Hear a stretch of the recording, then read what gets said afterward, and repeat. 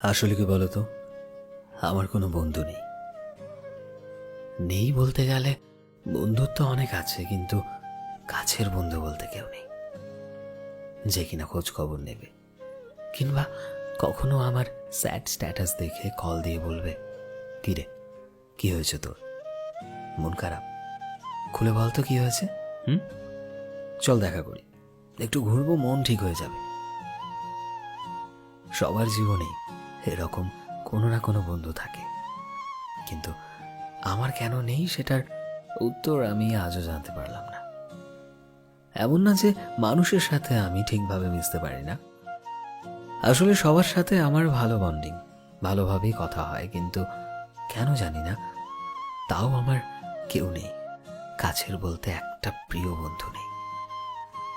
মাঝে মধ্যে খুব খারাপ লাগে, খুব কান্না পায়, এরপর আবার নিজেই নিজেকে সামলে নিতে শিখে যাই। আর যখন খুব লোয়েস্ট সময় চলে, তখন ফোনের কন্ট্যাক্ট লিস্ট ঘেটেও এমন কাউকে খুঁজে পাই না যাকে ফোন দিয়ে নিজের ভেতরের সকল ইমোশনগুলোকে, সকল খারাপ লাগাগুলোকে মন খুলে বলতে পারবো, যে কিনা শুনবে, বুঝতে পারবে আমাকে।